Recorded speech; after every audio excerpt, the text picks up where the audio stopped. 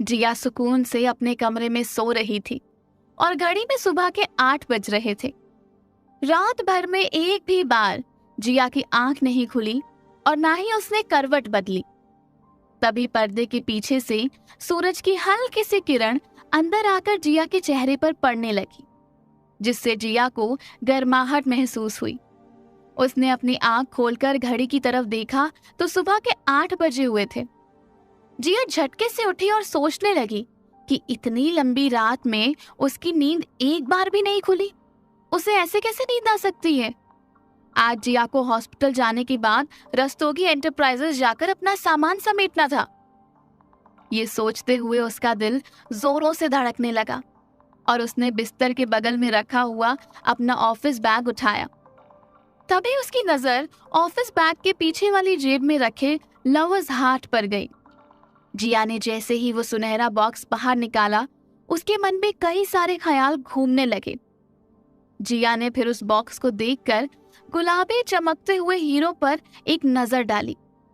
अचानक उसकी नजरों के सामने वो पल घूमने लगा जब अगस्त ने उस बॉक्स को कचरे के डब्बे में डाल दिया था। वो मन ही मन सोच रही थी कि इसकी कीमत करोड़ों से भी ऊपर है, क्योंकि जिया को पता था कि ये बेशकीमती हार अगस्त ने नीलामी के दौरान खरीदा था, वो भी मुंह मांगी कीमत देकर। क्या अगस्त के पास इतने ज्यादा पैसे थे कि वो अरबों की संपत्ति को कचरे में डालने के लिए तैयार हो गया? दूसरी तरफ जिया ने अपनी हालत के बारे में सोचा। आज वो सिर्फ कुछ लाख रुपए के लिए ऐसे तरस रही थी जैसे कोई प्यासा पानी के लिए तरसता है।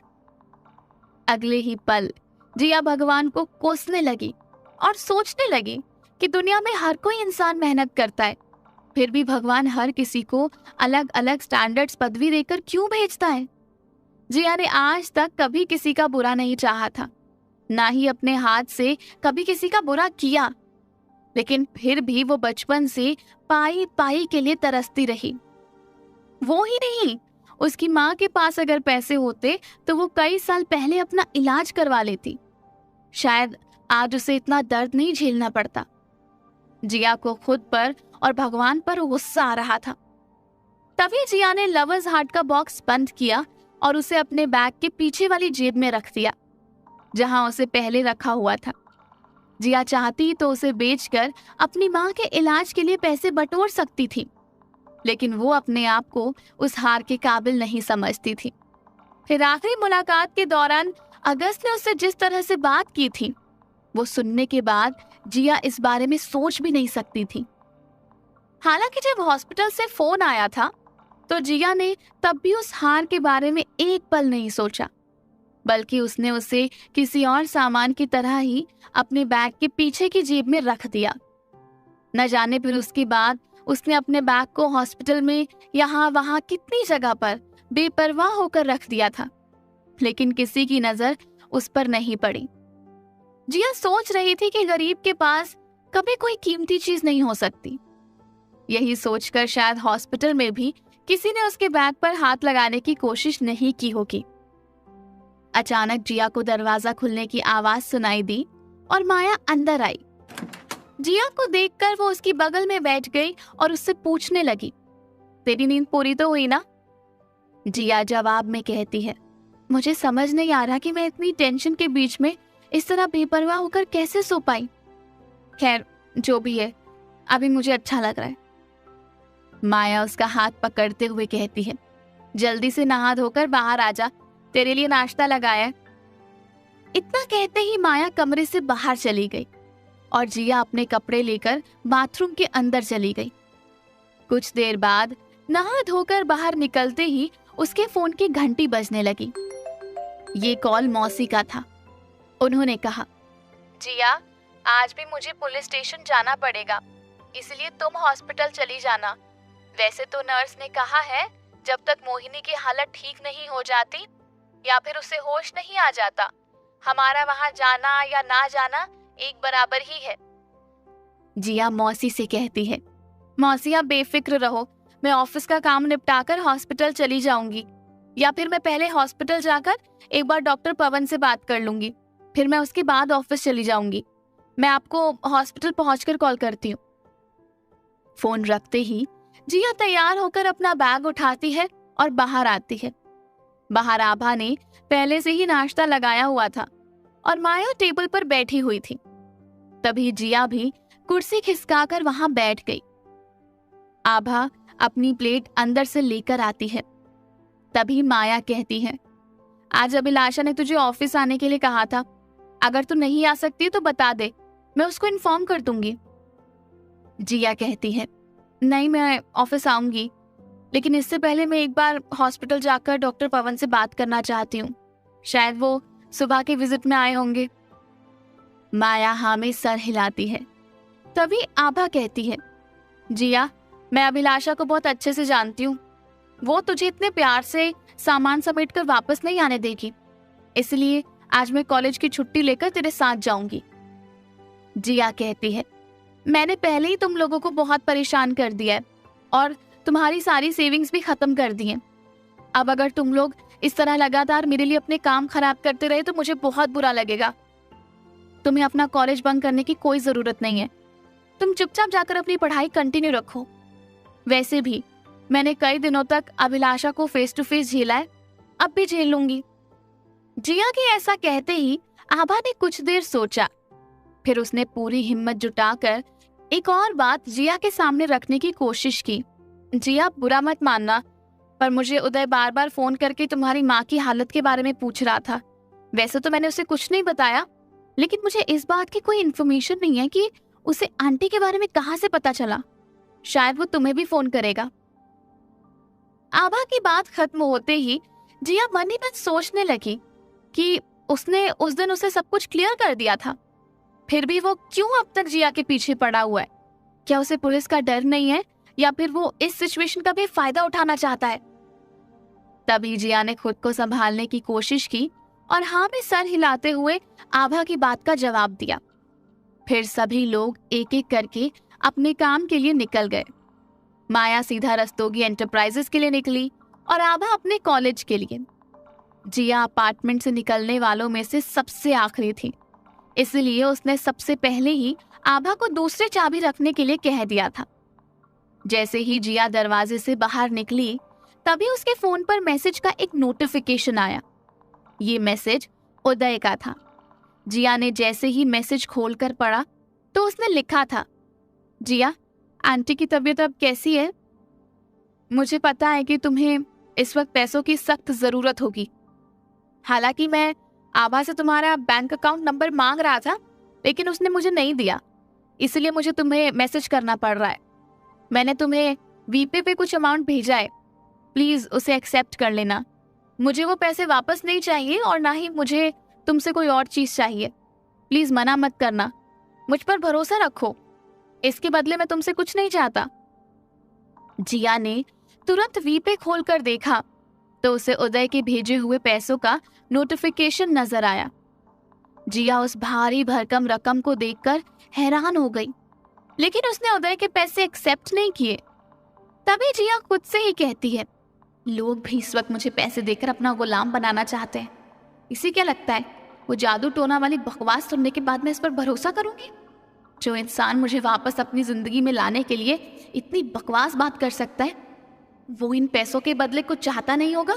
ये पॉसिबल ही नहीं है। ऐसा सोच में कैसे लिया उदय ने? क्या मैं उसे इतनी बेवकूफ दिखती हूँ? ये सब सोचते हुए जिया रिक्शे में बैठकर मेट्रो स्टेशन की तरफ चली गई।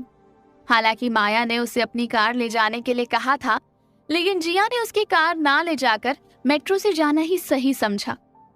जिया मन ही मन सोच रही थी कि अगर उसके साथ वो इंसिडेंट नहीं होता तो वो अगस्त का एहसान ले सकती थी। फिर उसे अपने सभी दोस्तों, मौसी और खुद को इस तरह कंगाल करने की जरूरत नहीं पड़ती। अचानक जिया को वो दिन याद आ रहा था जब वो अगस्त के घर पर गई थी। अगस्त ने उसे कहा था कि अगर आज उसने मना कर दिया तो वो फ्यूचर में इस बात के लिए पछताएगी। उस वक्त सिचुएशन कुछ और थी, इसलिए जिया को एक पल के लिए भी इस बात का एहसास नहीं हुआ कि उसे सचमुच इस बात के लिए पछताना पड़े। पर जिया एक पल मुड़कर देखना चाहती थी। तभी वो अपनी जिंदगी को अलग तरह से सोचने लगी कि अगर वो अगस्त को हाँ कर देती तो शायद उसकी माँ के इलाज के लिए उसे पैसे जुटाने की जरूरत नहीं पड़ती। और उसकी सेविंग्स भी बनी रहती।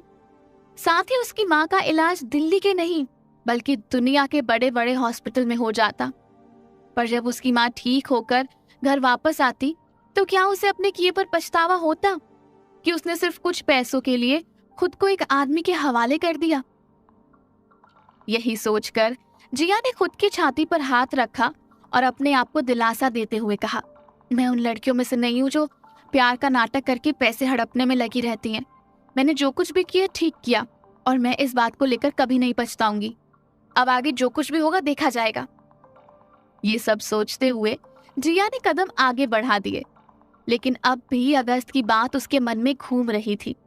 जिया यही सोच रही थी, वो अपने बड़े से कांच के घर में सुकून से रह रहा होगा, सो रहा होगा और उसको किसी चीज की कमी नहीं होगी। यहाँ जिया सिर्फ चंद लाख रुपयों के लिए अपने बाप के सामने गिड़गिड़ाने लगी थी। क्या अगस्त के सामने गिड़गिड़ाना उसके लिए ज्यादा बेहतर होता?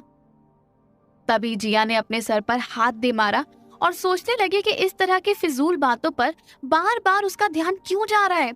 वो क्यों बार बार सोच रही है कि अगस्त के साथ होने पर उसकी जिंदगी आसान हो सकती थी।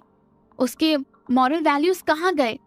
क्योंकि इंसान ऐसे काम करके पैसे तो जुटा लेता है, लेकिन जब तक वो पूरी तरह से संपन्न हो जाता है तब उसके खुद के ही फैसले उसे काटने लगते हैं। कम से कम जिया को ये सब तो नहीं करना पड़ेगा।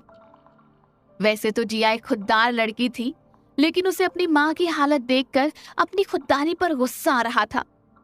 एक तरफ उसके मन में अपने फैसले को लेकर प्राउड था तो दूसरी तरफ गिल्ट। जिया अपने अंदर की फाइट से लड़ते लड़ते थक गई थी। तभी उसने अपने दोनों हाथ कान पर लगाए और जोर से खुद को कहा, बस करो जिया, अब जो होना था सो हो चुका है। क्या जिया को अगस्त की बात पर हामी भर देनी चाहिए थी? आगे जानने के लिए सुनते रहिए। जिया के कंधे पर किसी ने हाथ से थपथपाया और जिया ने तुरंत मुड़कर देखा कि उसकी वजह से मेट्रो स्टेशन पर लंबी लाइन लग गई है। अचानक जिया के पीछे खड़ी औरत उससे कहती है, अगर आपको नहीं जाना तो हमें जाने दीजिए। जिया को एहसास होता है कि उसने अपने हाथ में मेट्रो कार्ड पकड़ा है, लेकिन वो गेट क्रॉस नहीं कर रही है।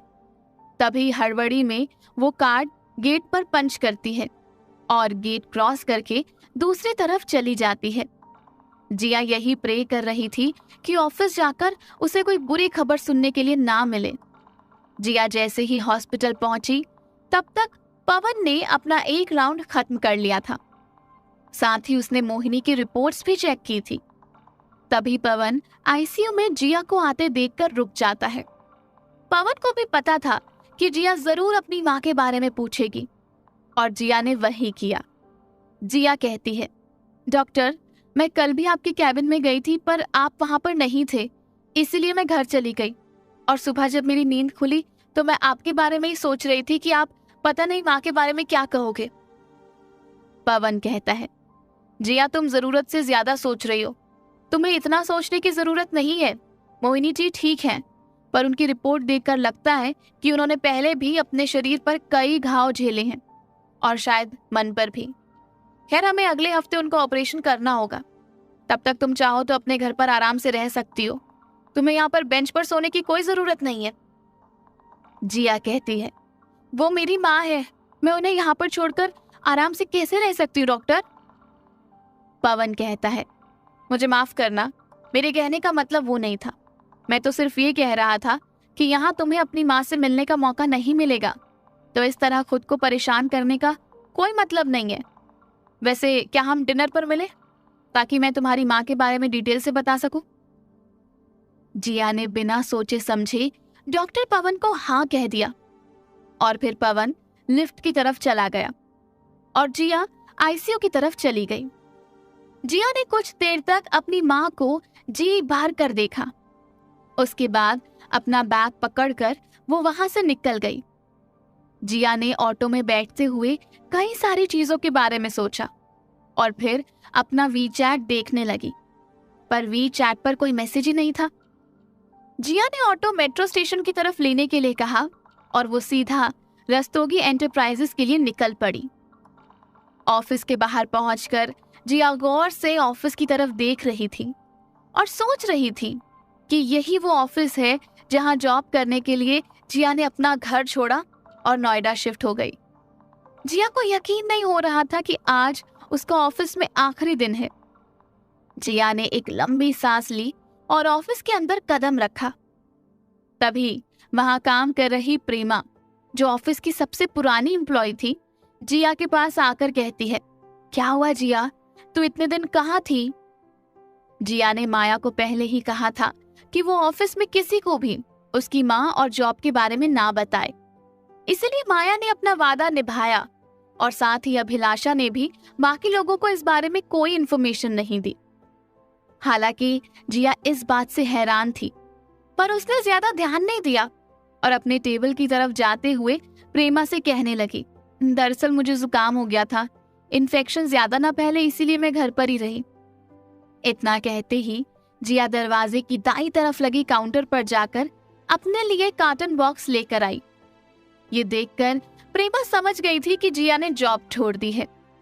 तभी प्रेमा जिया को समझाने की कोशिश करती है, देखो जिया, अगर तुम अगस्त की टेकओवर से पहले ये जॉब छोड़ती ना तो मैं तुम्हें कुछ नहीं कहती, पर अब कंपनी बहुत अच्छा काम कर रही है।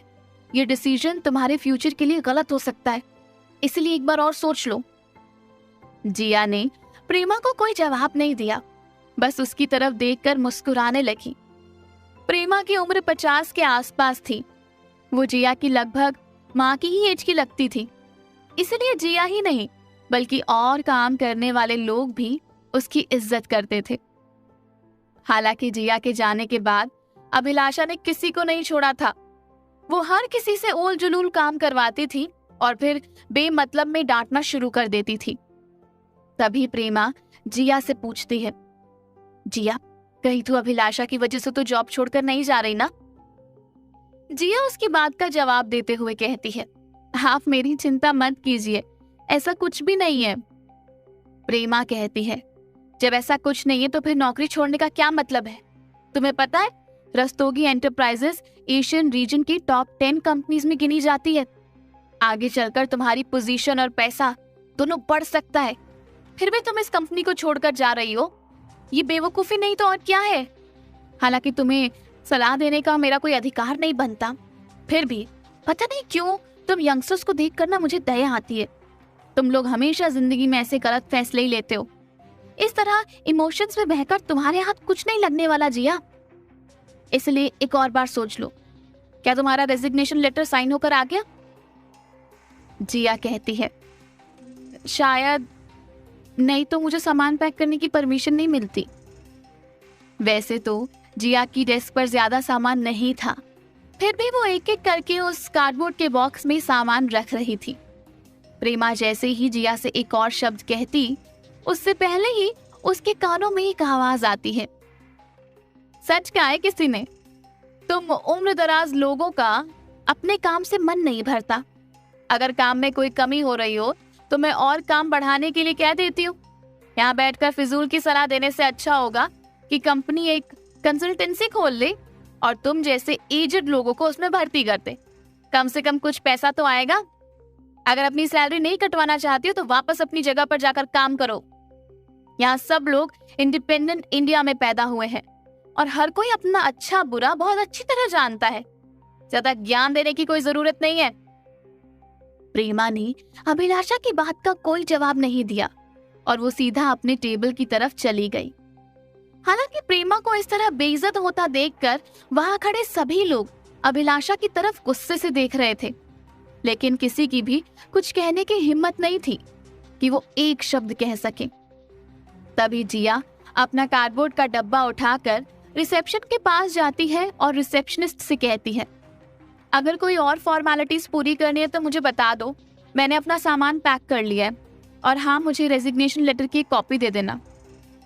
जिया नहीं चाहती थी कि उसको अपना पीएफ निकलवाने में कोई परेशानी हो, इसलिए वो सारी फॉर्मेलिटीज खत्म करके ही ऑफिस से जाना चाहती थी। तभी रिसेप्शनिस्ट ने जिया की तरफ एक पेपर बढ़ाया और उससे कहा, यहाँ पर साइन कर दो। जिया ने रिसेप्शनिस्ट की बताई हुई जगह पर साइन कर दिया। इससे पहले कि जिया एक कदम और आगे बढ़ाती, तभी अभिलाषा करिश्मा को इशारा करती है और करिश्मा जिया के पास जाकर कहती है, मुझे अपना बॉक्स चेक करवाओ, हम नहीं चाहते कि तुम कंपनी के किसी इंपॉर्टेंट डॉक्यूमेंट को अपने साथ लेकर जाओ। जिया ये जानती थी कि अगर करिश्मा को वो मना भी करेगी तो भी करिश्मा उसकी बात नहीं मानेगी।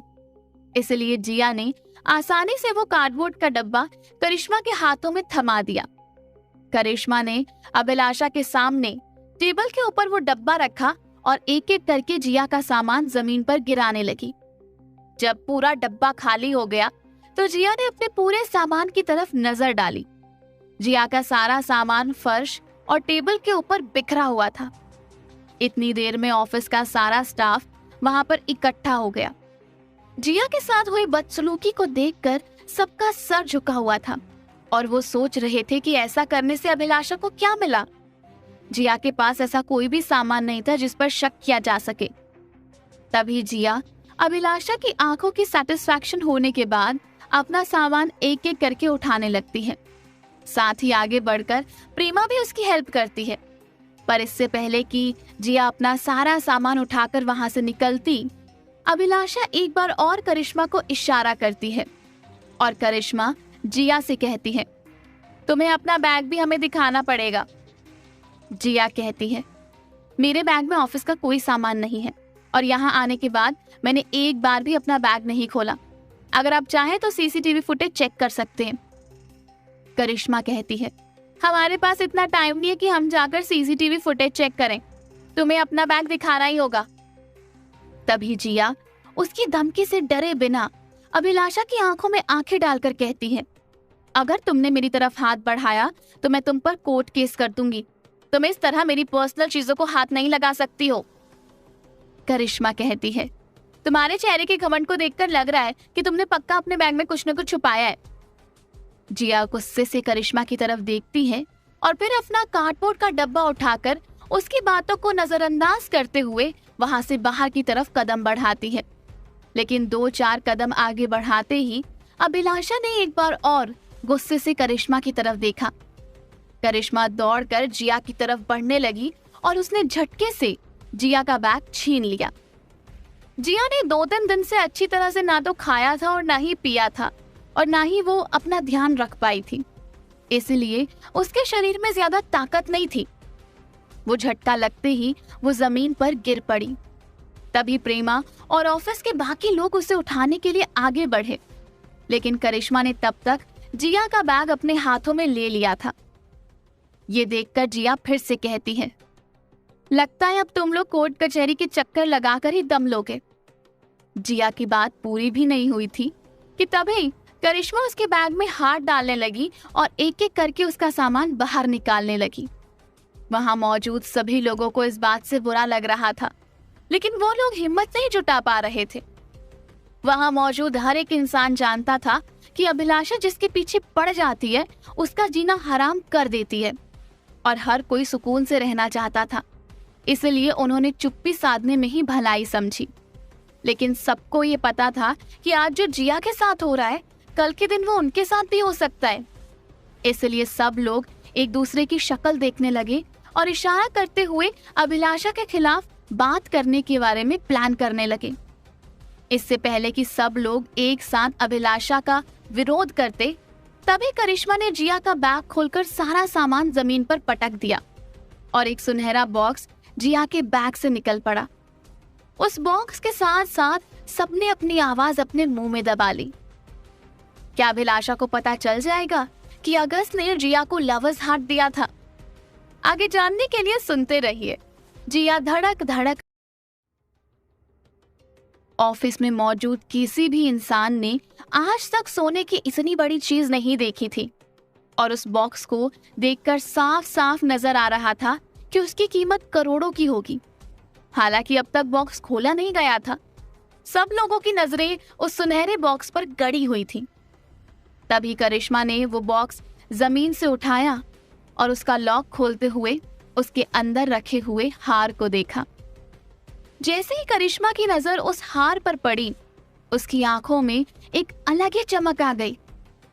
आज तक उसने गुलाबी रंग के डायमंड अपनी आंखों से नहीं देखे थे। हालांकि उसने कई बार गुलाबी रंग के डायमंड के बारे में सुना था। वैसे तो करिश्मा को ये भी नहीं पता था कि ये ज्वेलरी असली है या नकली, लेकिन वो उस हार की बनावट को देखकर चुप हो गई। कुछ देर बाद खुद को संभालते हुए करिश्मा कहती है, बेशकीमती लगता है। इतना तो मैं दावे के साथ कह सकती हूँ कि ये बॉक्स प्योर गोल्ड का बना हुआ है, लेकिन इसके अंदर रखे हुए हार की मुझे कोई इन्फॉर्मेशन नहीं है। इतने में अभिलाषा ने उसके हाथ से वो बॉक्स छीन लिया और अपना रुतबा रखने के लिए कहने लगी, अफसोस ये नकली है। इसके पास इतने बड़े डायमंड का असली हार कहाँ से आएगा, या फिर इसने ये कहीं से चुराया है। जिया हाथ बांधे अब भी वहीं खड़ी थी। तभी जिया ने अभिलाषा से कहा, ये असली है या नकली, इस बात से तुम्हें क्या लेना देना। ये मेरा पर्सनल सामान है, तुम इसे इस तरह बिना मेरी मर्जी के नहीं देख सकती हो। हालांकि ये गलती तुम पहले ही कर चुकी हो, इसीलिए मैंने कहा था कि मैं अपनी पर्सनल चीजों को हाथ लगाने के लिए तुम पर केस कर सकती हूँ। इस बात में कोई शक नहीं है। मुझे लगता है कि तुम्हें कोर्ट कचहरी के चक्कर काटने बहुत अच्छे लगते हैं। जिया जब तक रस्तोगी एंटरप्राइजेज में काम कर रही थी, तब तक उसने अभिलाषा को एक बार भी जवाब नहीं दिया था। लेकिन आज जिया सोच रही थी कि अब वो इस कंपनी की एम्प्लॉय नहीं है और इस कंपनी का कोई भी आदमी उस पर हक नहीं जता सकता, खासकर अभिलाषा, क्योंकि जब तक जिया वहां काम करती रही, हमेशा अभिलाषा ने उसे परेशान किया। अब जिया उसके अंडर काम करने वाली एक मामूली एम्प्लॉय नहीं थी। जिया ने अभिलाषा की तरफ हाथ बढ़ाया और उससे कहा, मेरा सामान मुझे वापस लौटा दो, वरना तुम्हारे लिए ठीक नहीं होगा। अभिलाषा कहती है, तुम तो सचमुच चोर हो, मैं ये दावे के साथ कह सकती हूँ। जिया कहती है, दावा करने के लिए आपके पास सबूत होना चाहिए। आप सबूत दिखाइए, मैं मान जाऊंगी कि मैंने चोरी की है। और हाँ, मुझे धमकियां देने की अब कोशिश मत कीजिए। जब तक आप मेरी मैनेजर थी, तब तक मैंने आपकी बहुत सारी बातें सुनी, अब बहुत हो गया। अभिलाषा कहती है, अगर तुमने चोरी नहीं की है तो बताओ, इस कंपनी में काम करते हुए इतनी कम सैलरी में इतनी महंगी ज्वेलरी तुम कहाँ से खरीद लोगी? तुम्हें तो इसका नाम भी नहीं पता होगा। वैसे लवर्स हार्ट तुम्हारे पास कहाँ से आया? अभिलाषा को अभी भी सिर्फ इतना ही पता था कि लवर्स हार्ट कई साल पहले एक नीलामी के दौरान किसी गुमनाम आदमी ने खरीद लिया था और उस आदमी की पहचान अब तक कोई नहीं बता पाया था और वो खुद भी दुनिया के सामने अपना चेहरा दिखाने नहीं आया था। हालांकि अभिलाषा को बार बार यही शक हो रहा था कि शायद जिया को अगस्त ने लवर्स हार्ट गिफ्ट किया होगा, लेकिन वो अपने मुंह से ये शब्द नहीं बोल पा रही थी, क्योंकि वो खुद भी नहीं जानना चाहती थी कि अगस्त ने जिया को इतना कीमती तोहफा दिया है। जिया अपना हाथ फिर से अभिलाषा की तरफ बढ़ाती है। अभिलाषा ने उस वक्त उस बॉक्स को इतना कस के पकड़ा था कि वो उसे अपने से दूर ही नहीं करना चाहती थी। जिया ने एक लंबी सांस लेकर अभिलाषा से कहा, चाहे अपनी मिनिमम सैलरी में मैं इसे खरीद नहीं सकती, लेकिन कोई और मुझे गिफ्ट तो दे ही सकता है ना। माना कि आपको इस हार के बारे में सारी जानकारी है, दरअसल ये गिफ्ट देने के लिए खरीदा गया था। अब आप बताइए, आप ये कैसे साबित करेंगी कि कोई भी मुझे इतनी बेशकीमती ज्वेलरी नहीं गिफ्ट कर सकता? आपको मैं फिर से याद दिला दूं, अब मैं आपके अंडर काम नहीं करती हूँ, इसलिए अब से मैं क्या खाती हूँ, किसके साथ बैठती हूँ और कौन मुझे गिफ्ट देता है, इस बात से आपको कोई प्रॉब्लम नहीं होनी चाहिए। जिया की बात वहां मौजूद बाकी एम्प्लॉयज को भी ठीक लग रही थी, इसलिए उन्होंने हिम्मत जुटाकर अभिलाषा की बात का विरोध किया। तभी जिया काउंटर की तरफ पलटते हुए रिसेप्शन पर बैठे असिस्टेंट फ्लोर मैनेजर से कहती है, मेरा पेपर वर्क खत्म हो चुका है, तो क्या मैं जाऊं? असिस्टेंट मैनेजर फोन पर किसी से बात कर रहा था और जब उसने बात करते हुए नजर उठाकर जिया की तरफ देखा, तब उसे देखकर लग नहीं रहा था कि वो जिया को जाने की परमिशन देगा। कुछ देर तक जिया और अभिलाषा असिस्टेंट मैनेजर को घूरते रहे। उसने फोन रखा तो फिर उसने जिया की तरफ देखकर अभिलाषा को नजरअंदाज करते हुए कहा, जिया, तुम अभी रेजिग्नेशन नहीं दे सकती हो। दरअसल जनरल मैनेजर ने एक नया रूल बनाया है और वो कंपनी के एम्प्लॉयज को इतनी आसानी से रेजिग्नेशन नहीं देने देंगे। आपको रेजिग्नेशन देने का कोई स्ट्रॉन्ग पॉइंट उनके सामने रखना होगा। साथ ही आपको मिस्टर अगस्त को भी ये बताना होगा कि आखिर आपने ये फैसला क्यों लिया। जिया कहती है, मैं इतने टाइम से यहाँ पर काम कर रही हूँ, मैंने कई लोगों को जॉब छोड़कर जाते हुए देखा है, तब तो ऐसा कोई रूल नहीं था, क्या ये रूल रातों रात बन गया? असिस्टेंट मैनेजर कहता है, मुझे माफ करना, लेकिन ये रूल कुछ ही दिन पहले बना है और मुझे भी इनिशियली इसकी जानकारी नहीं थी। मैं सिर्फ हेड ऑफिस फोन करके ये पता लगाने की कोशिश कर रहा था कि कोई पेपर वर्क बच तो नहीं गया। तब मुझे पता चला कि आगे से कोई भी एम्प्लॉय बिना वैलिड प्रूफ दिए और बिना जनरल मैनेजर से बात किए जॉब नहीं छोड़ सकता है। अभिलाषा भी असिस्टेंट मैनेजर की बात सुन रही थी। हालांकि उसके पास कहने के लिए कोई शब्द नहीं थे, इसीलिए वो चुप रही, लेकिन उसका पूरा शरीर गुस्से से तमतमा रहा था। अगर वो 4 लोगों के बीच में नहीं होती तो शायद अब तक जिया और उसके बीच में हाथापाई हो गई होती। जिया अभी भी अपने मन में अभिलाषा को लेकर काफी सारा गुस्सा इकट्ठा किए बैठी थी। वो भी सिर्फ लोगों की वजह से अभिलाषा और करिश्मा को झेल रही थी। अगर ये हरकत कहीं बाहर हुई होती तो शायद जिया दोनों का मुंह तोड़ देती, लेकिन यहाँ उसके सामने एक नई मुसीबत खड़ी हो गई थी। तभी जनरल मैनेजर ने जिया से कहा, इतना ही नहीं जिया, अगर तुमने बिना कोई ठोस रीजन दिए जॉब छोड़ी तो तुम्हारी 1 महीने की सैलरी के साथ ही साथ प्रोविडेंट फंड का पैसा कुछ भी नहीं मिलेगा। जिया ने मन ही मन सोचा कि इस वक्त उसे एक एक पाई की सख्त जरूरत थी और जिया के पास पैसा इकट्ठा करने के लिए सिर्फ 1 हफ्ते का टाइम था। अगर 1 हफ्ते बाद वो उतना पैसा नहीं जुटा पाई तो उसकी माँ का ऑपरेशन नहीं हो पाएगा। इतना ही नहीं, हॉस्पिटल में बाकी के बिल भरना भी उसके लिए मुश्किल हो जाएगा।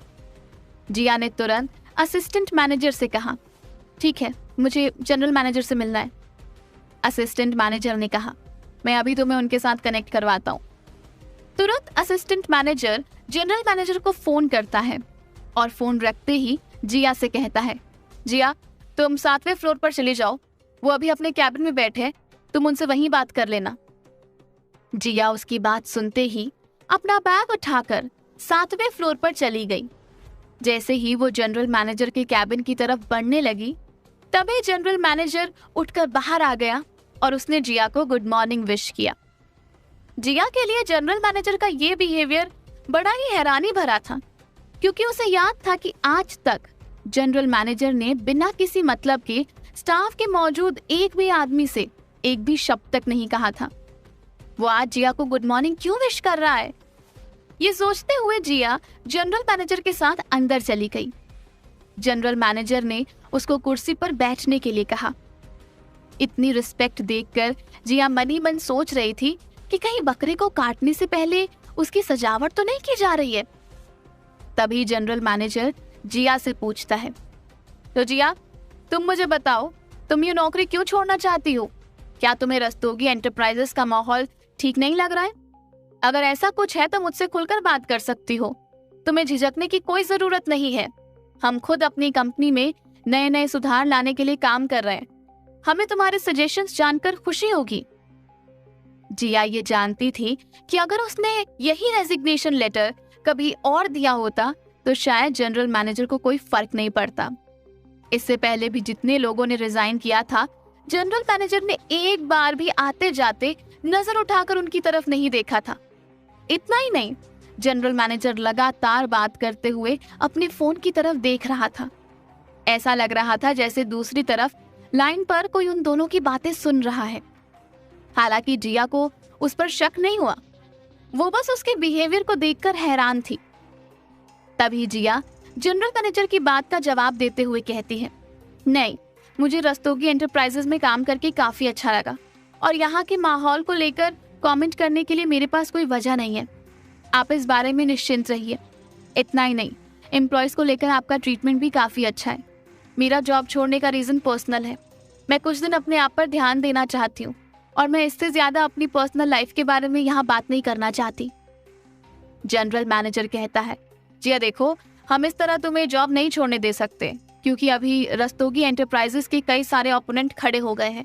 वो हमारे टैलेंटेड स्किल्ड एम्प्लॉयज को हायर करके हमारी टेक्नोलॉजी को शो डाउन करना चाहते हैं।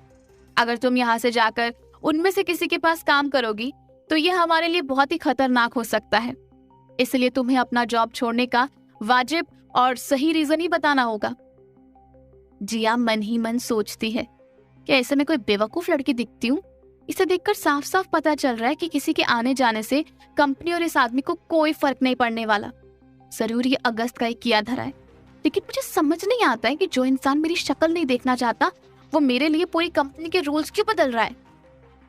फिर भी जिया ने कुछ सोचने के बाद पेशेंस के साथ जनरल मैनेजर से कहा, दरअसल मैं शादी कर रही हूँ और मेरे पति मुझसे जॉब नहीं करवाना चाहते, इसलिए मैं ये नौकरी छोड़ना चाहती हूँ। उम्मीद है कि कंपनी को इस बात से कोई प्रॉब्लम नहीं होगी। जिया को याद था कि कंपनी में जिसने भी ये रीजन देकर जॉब छोड़ी है उसको एकदम से अप्रूवल मिल गया था। इतना ही नहीं, कंपनी की तरफ से कुछ कॉम्पनसेशन भी दिया गया था। ये ऐसा रीजन था जिसके ऊपर कोई रूल नहीं बन सकता था। इसलिए जिया ने बहुत सोच समझकर जनरल मैनेजर से ही झूठ बोला। तभी जनरल मैनेजर अपनी बात को संभालते हुए जिया से कहता है, देखो जिया, तुम्हें कम से कम 2 हफ्ते तो रुकना ही पड़ेगा, क्योंकि अभी मिस्टर अगस्त बाहर गए हैं।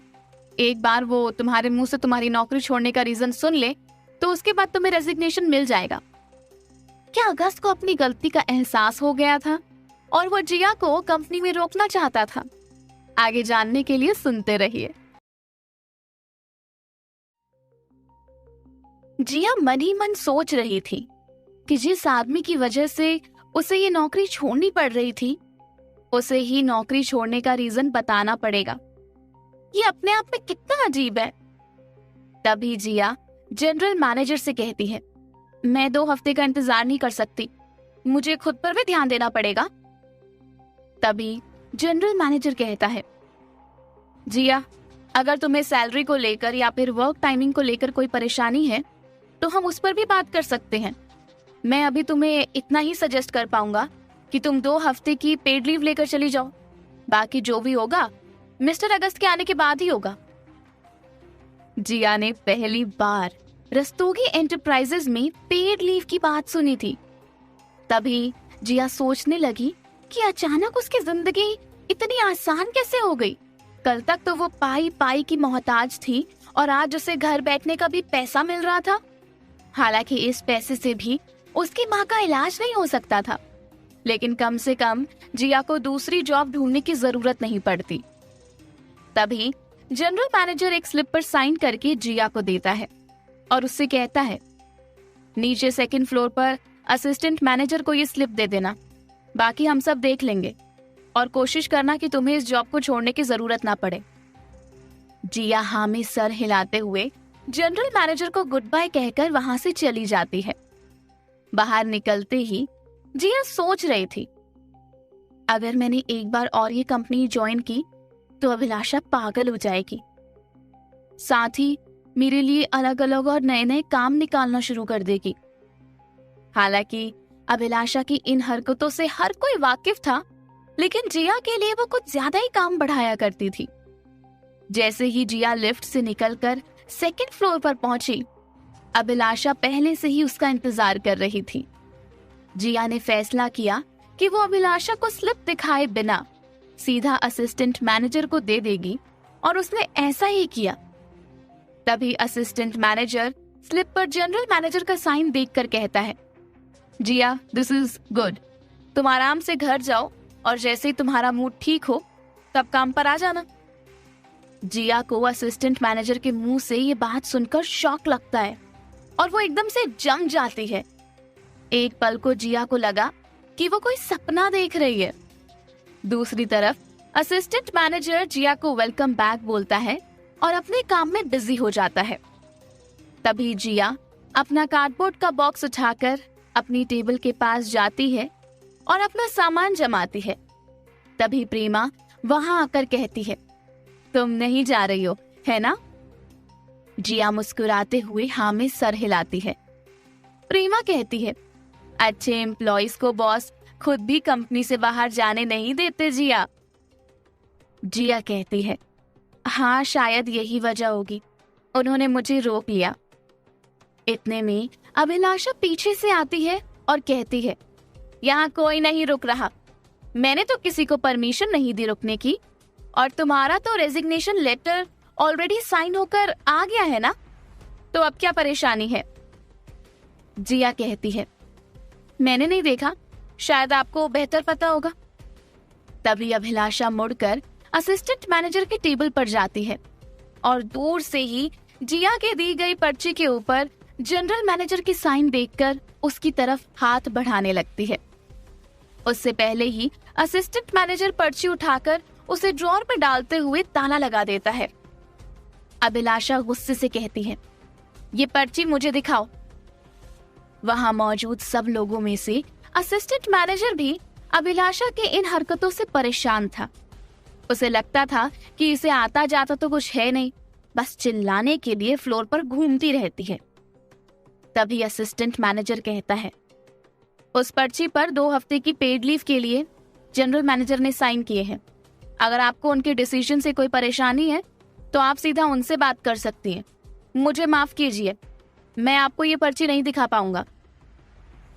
असिस्टेंट मैनेजर की बात सुनकर अभिलाषा को गुस्सा आ जाता है और वो पलटकर पूरे स्टाफ की तरफ एक नजर डालती है और फिर सीधा दरवाजे से बाहर चली जाती है।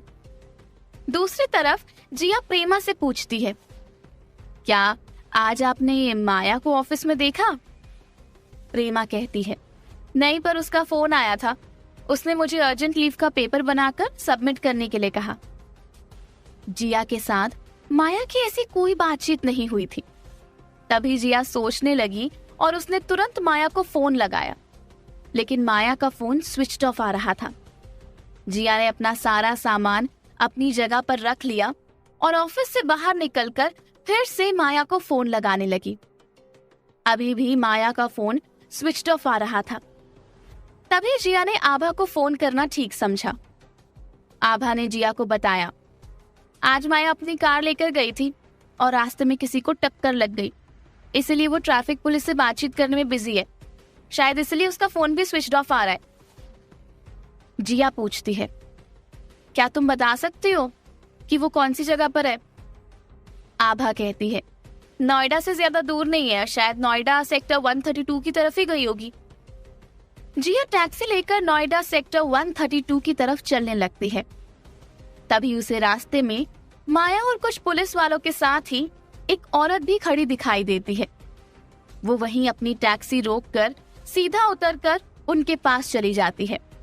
फिर वो माया को अपनी तरफ खींचकर कहती है, क्या हुआ माया? अगर तू किसी परेशानी में थी तो फोन तो करना चाहिए था ना? माया कहती है, तू तो पहले से ही बहुत परेशान है और तुझे और परेशानी नहीं दे सकती मैं, इसलिए मैंने तुझे फोन नहीं किया। वैसे भी मेरे फोन में चार्ज नहीं है। और तुझे ये सब किसने बताया? जिया कहती है, अगर तू नहीं बताएगी तो क्या मुझे पता नहीं चलेगा? मैं ऑफिस गई थी, वहां से पता चला कि आज तू ऑफिस नहीं आई है। फिर मैंने आभा को फोन किया, उसने मुझे तेरे बारे में बताया, फिर मैं सीधा यहाँ चली आई। तभी ट्रैफिक पुलिस वाला माया की पर्ची काट रहा था।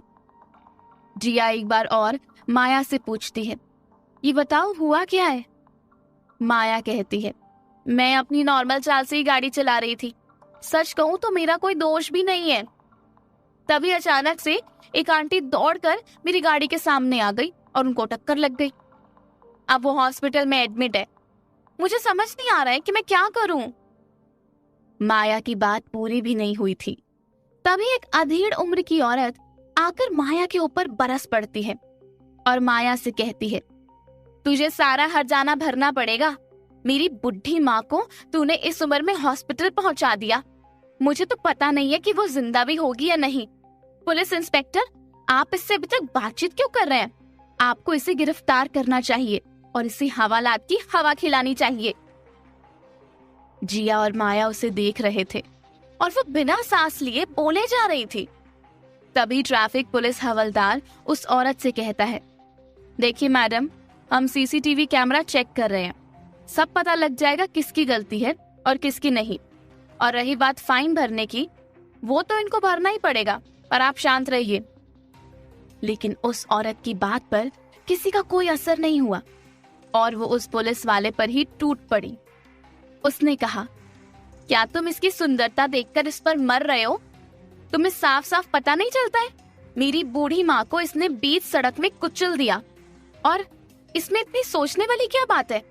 आप अपना काम ठीक से करो और इसे जेल की हवा खिलाओ और मुझे मेरा मुआवजा दे दो ताकि मैं अपनी माँ का इलाज करवा सकूं।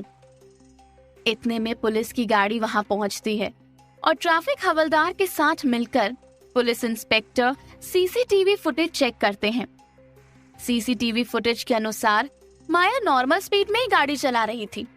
तभी वो बूढ़ी औरत दौड़कर उसकी गाड़ी के सामने चली गई और माया के ब्रेक लगाने से पहले ही उस औरत को टक्कर लग गई। उस वक्त रोड भी गाड़ियों से भरी हुई थी और रोड क्रॉस करने के लिए सख्त मनाही की गई थी। इतना ही नहीं, रोड के एक किनारे से दूसरे किनारे तक जाने के लिए सबवेज और फ्लाईओवर बने हुए थे। फिर भी उस औरत ने बीच रोड से जाने का प्लान बनाया। तभी इंस्पेक्टर माया से कहता है, इस फुटेज के अनुसार साफ पता चलता है कि आपकी कोई गलती नहीं है। आप पर कोई चार्जेस नहीं लगेंगे, पर आपको फाइन तो देना ही पड़ेगा। माया इंस्पेक्टर की बात से अग्री हो जाती है। तभी वो औरत जोर जोर से चिल्लाने लगती है। उस औरत को चिल्लाते हुए देखकर जिया भी उससे कहती है, देखो, हम कोई और रास्ता भी निकाल सकते हैं। अगर तुम्हारी माँ सचमुच एडमिट है तो हम उनका इलाज करवा देंगे। कौन से हॉस्पिटल में तुमने इन्हें एडमिट किया है, हमें बताइए, हम सब साथ में चलेंगे। तभी वो औरत फिर से अपनी उसी टोन में बात करते हुए कहती है, आपको इन सब चीजों से क्या फर्क पड़ता है? मैं आपसे जो बोल रही हूँ आप वैसा कीजिए। मेरी माँ आपको देखना नहीं चाहती है, आपकी वजह से उनकी ये हालत हुई है। हे भगवान, बुढ़ापे में भी आपने उसे क्या क्या दिखा दिया। वैसे ही हड्डियां गल गई थी, उसके घुटने काम नहीं करते थे, इसलिए उसने फ्लाईओवर और सबवे की सीढ़ियां नहीं चढ़ी। अब क्या इसमें भी उसकी गलती है? इस बार जब वो चिल्ला रही थी तब वहां मौजूद सभी लोगों को यही एहसास हो रहा था कि वो जरूरत से ज्यादा ही एक्टिंग कर रही है। तभी पुलिस इंस्पेक्टर कहता है, आखिर आप चाहती क्या है? जब ये लोग कह रहे हैं कि चलकर हॉस्पिटल जाकर देखते हैं, अगर उनकी हालत सचमुच खराब होगी तो ये लोग आपकी माँ के इलाज के लिए पैसे भर देंगे। इससे ज्यादा आपको क्या चाहिए? इस तरह सड़क पर खड़े होकर तमाशा करने से कोई फायदा नहीं है। आप या तो इनके साथ हॉस्पिटल जाओ या फिर अपने घर, क्योंकि इसके अलावा ये और कुछ नहीं भरेंगी। इंस्पेक्टर को इस ढंग से बात करते हुए देखकर वो औरत समझ गई थी कि जरूर उसके हाथ कुछ नहीं लगने वाला, इसलिए उसने हॉस्पिटल जाने के लिए हाँ कह दिया। तभी जिया ने हाथ दिखाकर एक टैक्सी रुकवाई और उस औरत को बैठने के लिए कहा। साथ ही उससे हॉस्पिटल का पता पूछा। फिर जिया टैक्सी ड्राइवर को हॉस्पिटल का पता बताती है और फिर तीनों उसमें बैठकर आगे निकलते हैं। रास्ते में चलते हुए बार बार उस औरत के भाव बदलते जा रहे थे। अब वो पहले से कम चिल्ला रही थी, लेकिन उसके चेहरे पर डर भी साफ नजर आ रहा था। माया और जिया शांत बैठे हुए थे। तभी माया जिया का हाथ पकड़ लेती है और जिया से कहती है, ऑफिस में क्या हुआ? जिया कहती है, जो हुआ उसके बारे में डिटेल में बात करेंगे, तुझे यकीन नहीं आएगा। फिर माया कहती है, अब आगे जाकर तू क्या जॉब करेगी? कहाँ से नई नौकरी ढूंढेगी? जिया कहती है, माया, इन सब चीजों के लिए परेशान होने की कोई जरूरत नहीं है। मैं अभी भी रस्तोगी एंटरप्राइजेस की ही एम्प्लॉय हूँ। मेरा रेजिग्नेशन लेटर कंफर्म नहीं है। मुझे रेजिग्नेशन लेटर पर साइन करवाने के लिए अगस्त से बात करनी होगी और जब मैं उसे एक सैटिस्फैक्टरी रिप्लाई दूंगी तब जाकर वो मुझे ऑफिस छोड़ने की इजाजत देगा। माया कहती है, लेकिन ऑफिस के ऐसे किसी रूल के बारे में तो मुझे नहीं पता। ये रूल पहले तो नहीं था। जिया कहती है, हाँ लेकिन अब है। अब कोई भी एम्प्लॉय अपनी मर्जी से जॉब नहीं छोड़ सकता। माया जिया की ये बात सुनकर मुस्कुराती है और उससे कहती है, अब तो मुझे ये सारी बात डिटेल में ही सुननी पड़ेगी। क्या उस औरत की माँ को सचमुच में गहरी चोट आई थी या फिर वो झूठ बोल रही थी? आगे जानने के लिए सुनते रहिए।